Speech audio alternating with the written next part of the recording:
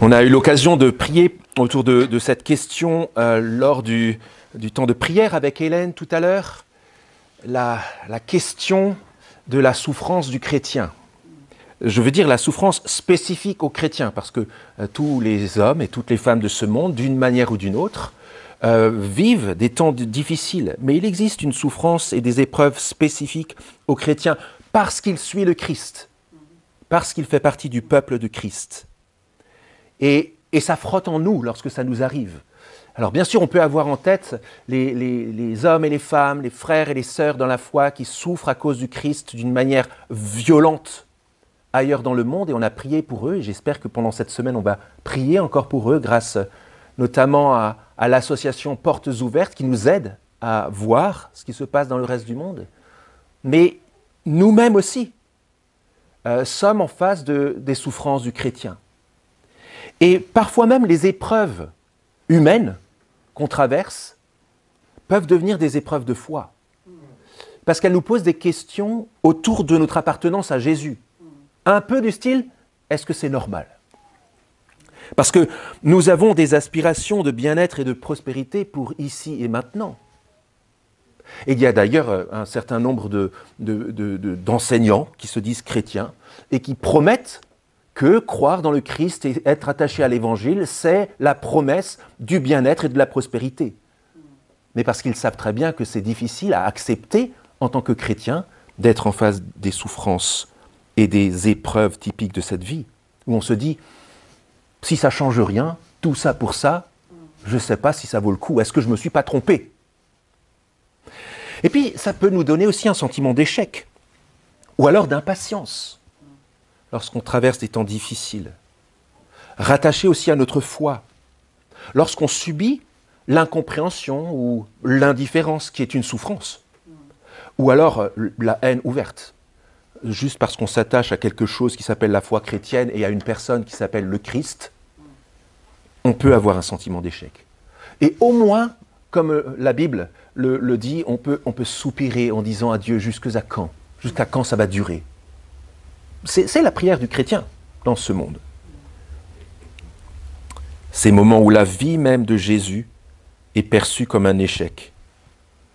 Un mauvais concours de circonstances d'un gars plutôt bien dans l'histoire, qui est mort d'une manière pitoyable, et avec des gars qui sont tout aussi pitoyables, qui s'y rattachent, ce sentiment d'échec, où nous pouvons nous dire, en tant que chrétiens, et peut-être de l'extérieur on peut se dire sur les chrétiens, finalement est-ce que c'était que des paroles ?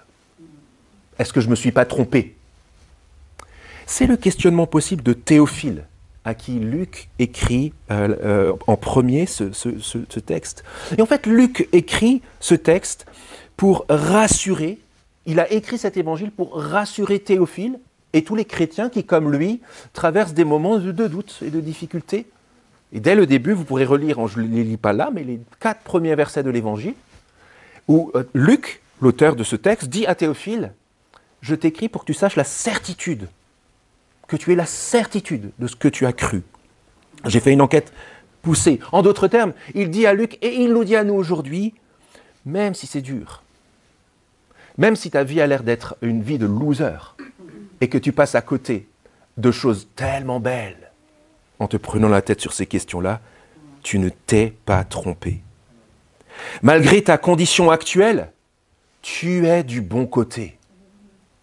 Et c'est la promesse de ce texte.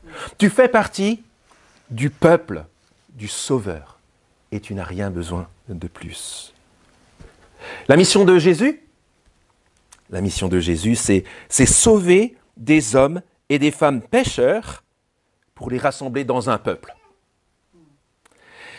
Et rien que ça, rien que le fait que Jésus rassemble dans son peuple des gens qui sont des losers sur la question du bien et du mal et qui se retrouvent ensemble sous l'ombre d'un sauveur, rien que ça provoque un renversement de la logique humaine selon le principe de Marie que je vais vous montrer tout de suite. Mais comment est-ce que Luc dépeint, nous montre en enquêtant sur Jésus à quoi ressemble ce peuple du Sauveur ? C'est un peuple qui a des nouveaux chefs, à qui Dieu donne des nouveaux chefs, pour ce nouveau peuple, fait de losers et de pécheurs, mais sauvés dans une nouvelle perspective. Et si j'appelle ça le principe de Marie, c'est parce que Luc nous a déjà rendu compte d'un cantique, d'un chant que Marie, la mère de Jésus, a composé en étant enceinte de Jésus, en portant en son sein son Sauveur. Et regardez le principe. Il, donc Dieu, a déployé la force de son bras, et qu'est-ce qu'il a fait? Il a dispersé ceux qui avaient dans le cœur des pensées orgueilleuses, il a fait descendre les puissants de leur trône, il a élevé les humbles, il a rassasié de bien les affamés, il a renvoyé à vide les riches. Vous voyez le basculement? Le fait que nous soyons le peuple du Sauveur et que Jésus soit le Sauveur des pécheurs opère nécessairement un basculement de logique, un renversement voulu par Dieu qui met à mal l'orgueil de l'homme. Et c'est toute notre fierté d'appartenir à ce Sauveur-là qui nous humilie d'une bonne humilité. Alors arrêtons-nous sur les premiers versets. Des nouveaux chefs. Pourquoi est-ce qu'on pourrait appeler ces quelques versets comme ça, des nouveaux chefs, versets 12 à 16, pardon. Le contexte, il est au clash. Il y avait des chefs dans le peuple juif de l'époque, des responsables religieux, mais regardez juste ce qu'on a vu la semaine dernière avec Tim. Regardez le verset 7 de ce même chapitre. Les scribes et les pharisiens, les chefs de ce peuple, observaient Jésus pour voir s'il ferait une guérison le jour du sabbat. C'était afin de trouver un motif de l'accuser. Clash. Et le dernier verset qui précède notre texte d'aujourd'hui, rempli de fureur, ils discutaient entre eux sur ce qu'ils feraient à Jésus. Un clash vis-à-vis des autorités instituées et traditionnelles dans le peuple qui, au lieu de reconnaître Jésus comme l'envoyé de Dieu et le Sauveur, le rejettent et veulent le mettre à mort très tôt dans son histoire. Et Jésus, lui, en réponse à ce clash et à ce rejet, à cette haine vis-à-vis de lui, qu'est-ce qu'il fait? Il fait quelque chose qui n'a rien d'anodin. Il fait même quelque chose de polémique. Il fait même un acte de jugement vis-à-vis de ces responsables-là. Imaginez que vous arriviez sur, prenons un exemple au hasard, le terrain d'entraînement du PSG au Camp des Loges. Et vous arrivez sur le terrain et vous choisissez des joueurs. 1, 2, 3, 4, 5, dans les tribunes, 7, 8, 9, 10, 11, et vous ressortez du terrain avec eux. Qu'est-ce que ça veut dire? Quel est le message que vous envoyez à Galtier, l'entraîneur du PSG? Vous êtes en train de dire, je fais mon équipe, à moi, 11 joueurs pour mon équipe. Et c'est ce que Jésus fait ici. Dans un peuple composé de 12 tribus, il choisit 12 hommes, et ça n'a rien au hasard. Ce n'est pas juste quelque chose qui arrive comme cela. Regardez verset 12. En ce temps-là précis, Jésus se rendit sur la montagne pour prier et il passa toute la nuit dans la prière à Dieu.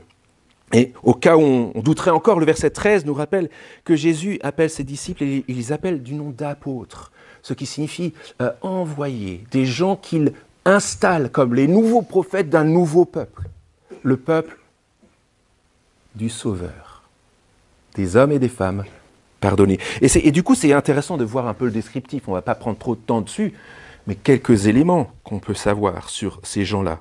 Simon, qu'il nomma Pierre.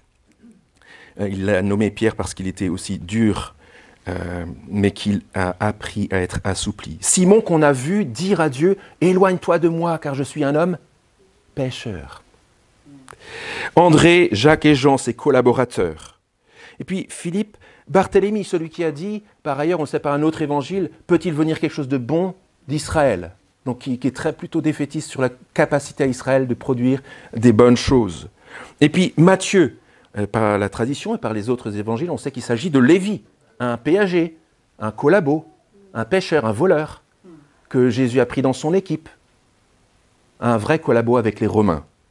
Et puis on continue avec Thomas, celui qui a dit « Je ne croirai que si je verrai les marques de la mort de Jésus sur le ressuscité ». Un gars qui a du mal à croire. Et puis, on continue en regardant Simon appelé le Zélote, un peu plus loin, après Jacques. Simon le Zélote. Le Zélote, c'était un groupuscule ultranationaliste qui était connu pour trucider les Romains quand ils pouvaient, ou les collabos. Donc imaginez dans la même équipe, Lévi, Matthieu, et Simon le Zélote, et Judas, qui devint traître. Voilà les responsables du nouveau peuple de Dieu, du peuple du Sauveur. Je ne sais pas, vous devriez faire votre équipe. Alors, on sort du côté football, hein, mais une équipe de gagnants. Une équipe qui rend compte vraiment de ce que vous voulez faire. Comment vous la composeriez? Quel chef pour le peuple du Sauveur? Quel genre de chef il faudrait? Des gens qui n'ont pas gagné leur position par les diplômes ou par leur mérite, mais parce que Jésus les a appelés dans leurs conditions de pécheurs. Voilà la base du peuple du Sauveur. Des chefs qui savent très bien qu'ils ne sont pas là par mérite, mais grâce au Sauveur. Jésus, c'est pour les pauvres types, les pauvres filles qui en ont besoin, des gens qui n'arrivent pas à s'en sortir tout seuls dans la vie, qui manquent de ressources, qui vivent des galères. Alors on comprend que Jésus soit pour les pauvres gens, hein. On comprend ça. Et on l'a souvent entendu, on l'entend dans les médias, et parfois on l'entend autour de nous. « Ah, si ça te fait du bien !» Sous-entendu, un peu condescendant, j'en ai pas besoin. Et nous, on aurait tendance à dire « Ah non, mais je t'explique, je suis quand même intelligent. » Mais quand on entend ça, qu'est-ce qu'on devrait répondre? Jésus, le chef, c'est pour les pauvres gens, le chef des pauvres gens. On devrait répondre « Ouais, exactement. T'as tout compris. J'en fais partie. » Et on voit cela dans même les fondements de l'Église, que plus tard la Bible appelle les fondations du peuple de Dieu. Des nouveaux chefs pour un nouveau peuple. Et alors vous avez remarqué, en lecteur averti de l'évangile de Luc, que ce que Luc décrit ici a un air de déjà-vu. On voit déjà que Jésus a déjà fait ces choses-là, et Luc décrit des choses qui ont déjà été faites. Verset 17, il descendit avec eux, donc avec ces nouveaux généraux, membres du nouveau peuple de Dieu, et chefs du nouveau peuple de Dieu, dont on retrouvera les noms sur les fondements de la nouvelle création, de la nouvelle Jérusalem. Avec eux, ils descendent, et qu'est-ce qu'il fait? Il s'arrête sur un plateau où se trouvait une grande foule de ses disciples et une multitude des gens de toute la Judée, de Jérusalem et du littoral de Tyr et Sidon, même à la bordure extérieure du peuple de Dieu, du territoire prévu. Ils étaient venus pour l'entendre et pour être guéris de leur maladie. Ceux qui étaient tourmentés par des esprits impurs étaient guéris et toute la foule cherchait à le toucher parce qu'une force sortait de lui et les guérissait tous. Un air de déjà-vu. Mais ici, cette description de Luc n'est pas juste un résumé anodin, il fait fonction de confirmation. Luc est en train de dire, ou Jésus est en train de montrer, c'est généraux, les 12, c'est bien pour eux que moi, Jésus, le bon sauveur donné par Dieu, je suis venu. C'est pour eux. Et je leur donne ce privilège. Alors imaginez le premier lecteur, notamment Théophile, et puis les premiers lecteurs du premier siècle qui ont lu ce rapport de Luc, le choix de Jésus comme roi ou de faire partie de ce peuple-là, c'est un choix assez facile à faire. Quand on voit les bienfaits qui sont rattachés au fait de faire partie du peuple de ce sauveur-là, un choix facile à faire. Et pour nous, quand on lit ça 2000 ans après, ça doit avoir le même effet. Ça doit avoir le même effet. Luc raconte cela, non pas pour qu'on se dise « oui, mais bon, ça c'était il y a 2000 ans », mais pour qu'on se dise « c'est le même roi avec les mêmes bienfaits ».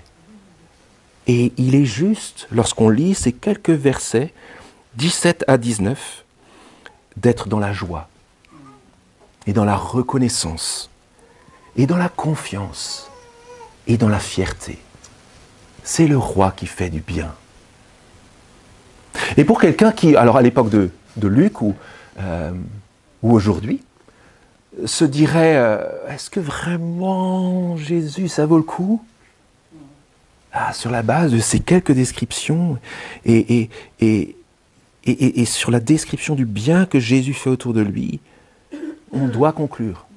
Et peut-être qu'il y a des personnes comme cela autour de nous, aujourd'hui ici, ou dans notre entourage, dans la semaine. Jésus est le roi à ne pas louper. Et son peuple, c'est le peuple à ne pas louper. Bien sûr, des gens qui ne le méritent pas, et des pauvres gens, des pauvres types. Mais au bénéfice de ce bon roi. Le roi à ne pas louper. Et le peuple à ne pas louper. Autre chose sur ces miracles. Ces miracles que Luc nous rapporte, en alignement total avec les promesses de l'Ancien Testament et avec les autres évangiles, les autres rapports de l'Évangile, sont des signes. Ils fonctionnent comme des signes. Et si Jésus les a faits d'une manière très intense, sans retenue, en guérissant tout le monde, et il ne le fait pas toujours, c'est pour une bonne chose. C'est parce que c'est un signe de l'accomplissement des promesses que Dieu avait faites, qu'il ferait venir le roi qui ouvrirait la vie avec lui. Le royaume de Dieu. De manière à ce que tout le monde, en voyant ce que Jésus fait ici, se dise « c'est bien lui ». Et les miracles que Jésus fait ici, qu'il a fait avec profusion, d'une manière unique lorsqu'il était un homme parmi nous, fonctionnent comme des signes avant-goût, des signes avant-coureurs.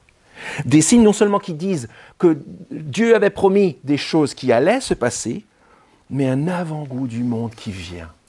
Une mise en perspective où quiconque se retrouve face à ces signes-là se dit « ça va ressembler à ça » lorsqu'il sera dans sa gloire, dans le nouveau ciel et la nouvelle terre, dans la nouvelle création, dans la nouvelle perspective. De manière à ce que n'importe qui dans le peuple de Dieu se dise, non seulement c'est bien lui, mais aussi c'est là qu'on va, avec lui.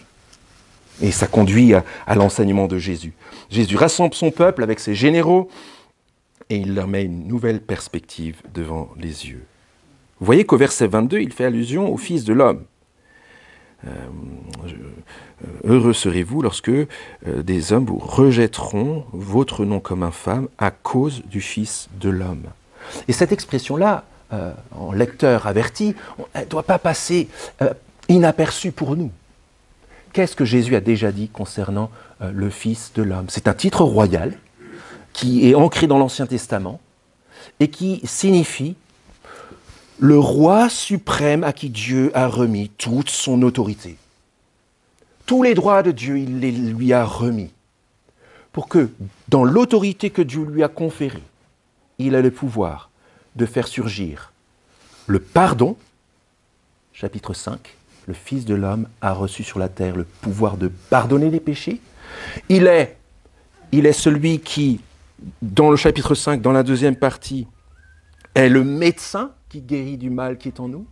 Il est l'époux, le marié, que le peuple, comme une fiancée, attendait.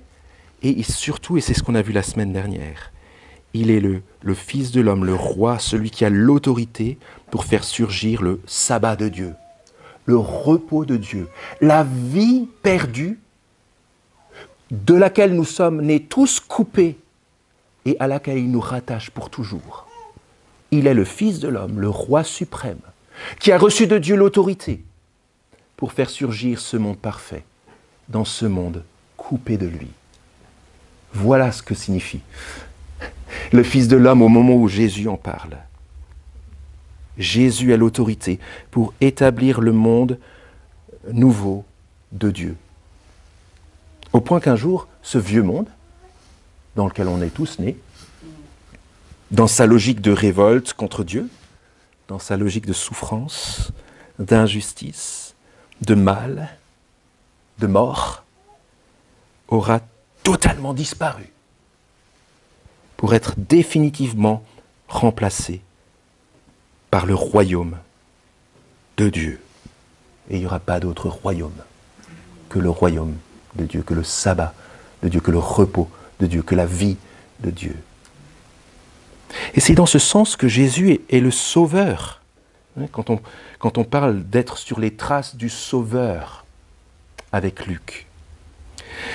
Jésus le Sauveur sauve son peuple de ce monde méchant, mais il sauve aussi son peuple pour le royaume éternel de Dieu. C'est pas juste, c'est lui, c'est là qu'on va avec lui. Il nous sauve pour la vie éternelle avec Dieu. Et qu'on soit des lecteurs de Luc comme Théophile au 1er siècle, qu'on soit des lecteurs chrétiens aujourd'hui, qu'on soit des lecteurs non chrétiens, on ne se présenterait pas nécessairement comme chrétiens. Peut-être que vous êtes dans ce cas ici aujourd'hui en enquêtant, faites l'enquête, vous essayez de suivre ce que Luc dit avec nous. Qui qu'on soit, admettons-le, ce que je viens de résumer comme étant le cœur de la bonne nouvelle de la Bible, c'est si difficile de le voir. Si difficile en pratique de l'accepter. C'est difficile de le croire, en particulier quand ça chauffe dans nos vies. C'est difficile de prendre les décisions qui conviennent en fonction de cette nouvelle perspective. C'est dur. Et c'est pas naturel. C'est contre-intuitif. C'est pas comme ça qu'on fonctionne au départ. Et pourtant, le basculement que Jésus opère lorsqu'on le rencontre, lui le Sauveur, opère ce type de basculement dans nos vies. Et c'est la raison pour laquelle Jésus, dans cette deuxième partie du texte, prend le temps de nous montrer que notre destinée est si sûre et certaine. Elle est sûre et certaine qu'elle bouleverse totalement notre relation à ce monde. Bouleversement du timing dans ce monde, du sens du temps qui passe. Bouleversement des notions de réussite et d'échec, de gain ou de perte, et même de tristesse et de joie. Pourquoi on pleure et pourquoi on se réjouit. Regardez les temps verbaux entre le présent et le futur, avec une portée présente déjà, une bonne nouvelle que nous pouvons vivre déjà maintenant, mais avec une portée future et éternelle. Jésus, verset 20, leva les yeux sur ses disciples et dit « Heureux ». Alors dans les versions anglaises, c'est « béni ». Ça peut vouloir dire béni, mais il y a aussi l'idée de bonheur, de joie. « Makarioi » dans l'original, ça veut dire joyeux, parce que béni. Heureux vous heureux vous les pauvres, car le royaume de Dieu est à vous. Dans Luc, on a déjà vu que les pauvres, ça peut vouloir dire les pauvres au niveau pécuniaire et matériel, mais c'est aussi et surtout les personnes qui se savent pauvres sans Dieu et qui savent qu'ils ont besoin de Dieu et qu'ils doivent dépendre de Dieu. C'est ceux qui se savent dépendants de la grâce de Dieu sans laquelle ils ne vivraient pas. Alors bien sûr que c'est plus facile pour des pauvres au niveau pécuniaire et matériel de se rendre compte de leur fragilité. Mais il y a beaucoup de personnes dans ce monde qui, tout en étant riches dans ce monde, sont pauvres de la manière de Jésus ici, à la manière de Jésus ici. Et voilà la bonne nouvelle. Heureux. Heureux vous les pauvres, car le royaume de Dieu est à vous. La destination est assurée. Il n'y aura pas de déraillement. Heureux vous qui avez faim maintenant, car vous serez rassasiés. Pas faim uniquement au niveau de notre ventre, bien que ce soit possible, mais aussi au niveau de la justice et de la présence de Dieu. Heureux vous qui pleurez maintenant, car vous serez dans la joie. Et le sens de ces trois heureux trouve son aboutissement dans le 4e verset 22. De quoi Jésus parle ultimement? Il parle de la condition de bonheur et de bénédiction de ceux qui sont dans son peuple au milieu d'un peuple qui ne veut pas de Dieu. Heureux serez-vous lorsque les hommes vous haïront, lorsqu'ils vous chasseront, vous insulteront et rejetteront votre nom comme infâme à cause du Fils de l'homme, le roi à qui Dieu a donné l'autorité pour ouvrir sa présence et son ciel. Et Jésus rajoute une couche, réjouissez-vous en ce jour-là, même si humainement ce serait le moment de pleurer, même si humainement c'est difficile de subir l'opposition et la haine des hommes, parce que nous appartenons au Dieu qu'ils rejettent. Réjouissez-vous, et Jésus donne une raison, parce que votre récompense sera grande dans le ciel. Et c'est ainsi que leur Père agissait à l'égard des prophètes. Vous êtes sur la même ligne que les prophètes de l'Ancien Testament qui m'avaient annoncé et que vous retrouverez dans le ciel de Dieu. Réjouissez-vous. Vous voyez que ce n'est pas une joie guillerette, légère, la joie passagère. C'est une joie et un bonheur ancrés, puissante au cœur même de l'épreuve et même des temps difficiles. Que ce soit pour la réalité des frères et sœurs qui souffrent ailleurs dans le monde d'une manière physique et grave, parfois au péril de leur vie, à cause de Jésus. Que ce soit nos souffrances, les temps dont je parlais avant d'indifférence, de difficulté, de rejet, de mise au banc, de moquerie, parce que nous appartenons au Fils de l'homme. Bien sûr des larmes au niveau humain, mais un bonheur qui valide le fait que malgré cet environnement difficile, notre part est assurée. Elle est sûre et certaine. Alors j'ai un secret, pour si on veut pas souffrir ou si on veut pas être haï, qu'on nous chasse, qu'on nous insulte, qu'on rejette notre nom comme infâme. Il y a une bonne solution, c'est de se la fermer. C'est de se taire. Surtout que personne ne sache que vous faisiez partie du peuple de Dieu, du peuple du Fils de l'homme, du peuple du Sauveur. Surtout, faites en sorte que personne ne sache. Et vous êtes sûr que vous ne souffrirez rien. Sûr. Super. Mais rappelons-nous de cela. Et si je dis ça, c'est parce que pourquoi je dis ça comme cela? Ça a l'air d'être drôle, mais en fait, c'est pas drôle, parce qu'on sait très bien que si on a peur de porter Jésus sur notre front, c'est parce qu'on a peur de souffrir. J'ai peur de souffrir. Et Jésus nous rassure. À la suite du roi qui a souffert pour nous, il nous dit, « Heureux serez-vous ». Verset 23, « Réjouissez-vous ». Et il rajoute une couche, « Tressaillez de joie ».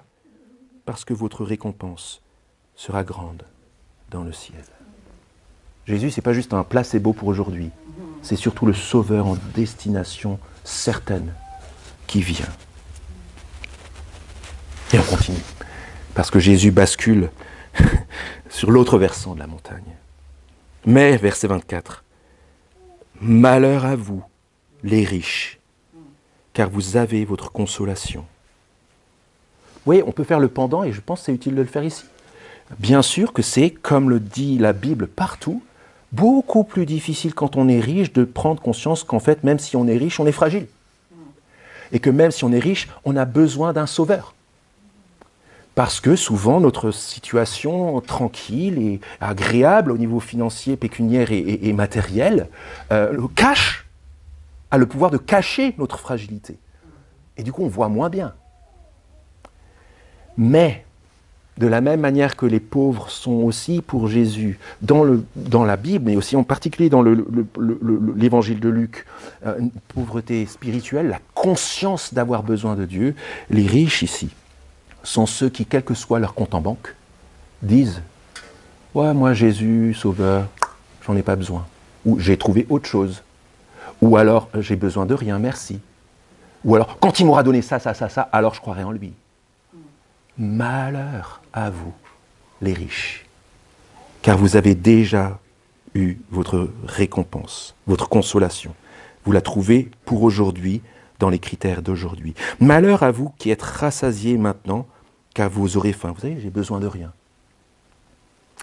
Petite parenthèse, Jésus, par son esprit, parle à une des églises dans le livre de l'Apocalypse et dit à une église qui se croyait déjà arrivée un petit peu la même idée en disant tu te crois riche, tu te crois noble, etc. Mais tu ne vois pas que tu es pauvre, misérable, aveugle et nu.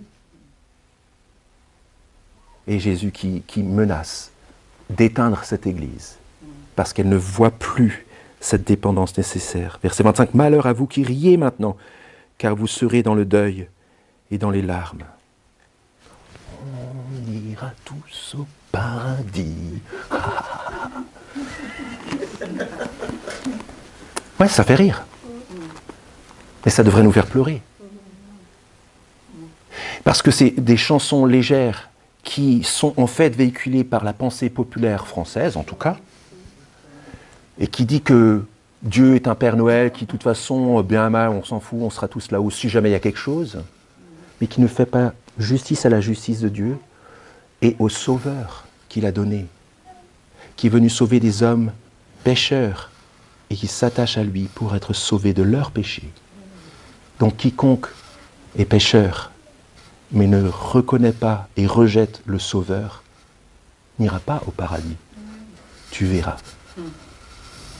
Avec cette conclusion de Jésus, comme un résumé de l'ensemble. Malheur à vous lorsque tous les hommes parleront bien de vous, car c'est ainsi que leur Père agissait à l'égard des faux prophètes.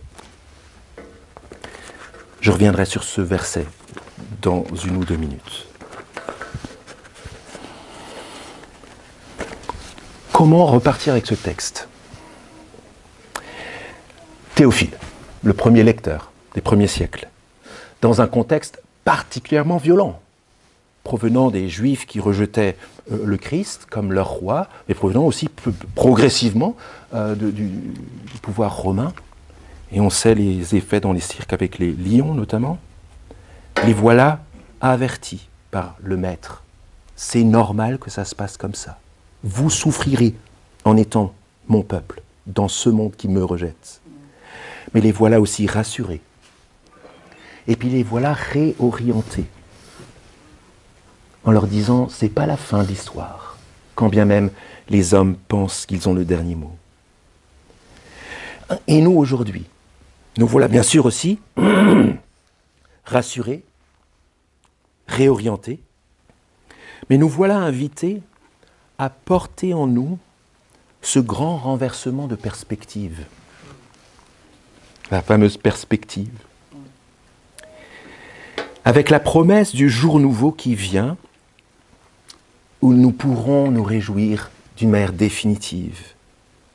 Nous sommes invités à croire dans la parole du bon roi fidèle et à accepter ce bouleversement des valeurs. Bien sûr que nous pouvons paraître comme des gens un peu folkloriques, qui ont l'air d'un peu des losers. Mais on est dans la logique du qui perd gagne. Qui a l'air de perdre maintenant gagnera à la fin. Et puis aussi si on se retrouve ici en face d'amis à nous qui continuent à laisser le Christ de côté comme leur sauveur. C'est tellement courant. C'est la norme dans ce monde. Quasiment la totalité de mes amis, 90% de mes amis, se retrouvent comme cela à côté du Christ. Peut-être qu'aujourd'hui vous êtes dans cette situation ici. Je n'ai jamais envisagé d'avoir le Christ comme mon sauveur et de faire partie de son peuple, même si c'est galère maintenant. Il s'agit là, je pense, de prendre au sérieux ce que Jésus dit à ses disciples. Il parle à ses disciples, mais nous sommes rendus témoins de ce qu'il leur dit. C'est le fait de se sentir en phase avec ce monde. Ça peut être rassurant d'être aligné sur l'impression largement partagée que tout ça, c'est sans doute pas vrai. Mais ce sentiment-là d'alignement avec la majorité des gens dans ce monde ne devrait pas nous rassurer. ça devrait nous alerter. Comme un GPS mal configuré qui nous conduit à la mauvaise destination. Et si dans ce monde des aveugles conduisaient des aveugles? Nos ressentis et ce qu'on croit être vrai ne suffisent pas pour trancher sur ce qui est vraiment vrai. Il faut des faits tangibles. Et du coup, comme la foule ici, il est urgent d'écouter ce que Jésus dit et de contempler ces miracles qu'il fait dans ce texte, des preuves qu'il dit vraies et des signes tangibles du royaume qui vient. Il s'agit d'accepter à contre-courant de notre logique et de la logique de ce monde, de vivre le grand renversement de perspective et d'entrer dans le qui perd gagne. Je préfère être perdant aujourd'hui et gagnant plus tard que gagnant aujourd'hui et perdant plus tard. Avec le chœur de la Trinité, le chœur duquel avec Laurence on fait partie, on aime beaucoup la musique classique, on a entamé le travail du Requiem de Berlioz, une prière pour les morts. Alors, en tant que parpaillot, protestant, c'est un peu compliqué pour moi de chanter et de penser aux paroles. Mais ça éveille, ça m'alerte. Il n'y a pas de prière à faire pour les morts parce que les morts, c'est terminé. Comme le dit l'auteur aux Hébreux, il est réservé à tous les hommes de vivre une fois, de mourir une fois, après quoi vient le jugement. Alors tout se joue avant la mort. Si Jésus a menti, alors il faut continuer à vivre sans lui, et puis on meurt, et puis c'est fini. Mais si Jésus dit vrai, et c'est la prétention de toute la Bible avec des preuves tangibles, nous sommes face à la décision la plus grande de notre vie. Elle a une portée éternelle et qui dépasse de loin le bout de notre nez ou notre mort. Sur les traces du Sauveur, le peuple du Sauveur, qu'il est bon de faire partie du peuple du Fils de l'homme, le roi suprême à qui Dieu a donné l'autorité de pardonner les péchés, de leur offrir le repos et une nouvelle destinée. Et il reste encore une question. Comment aligner nos attitudes en fonction de cette nouvelle identité en tant que chrétien? Pas facile. Comment nous conduire d'une manière juste dans ce monde en attendant le monde qui vient? Et Jésus aborde cette question dans le texte qui suit la semaine prochaine. Je vous invite à prier.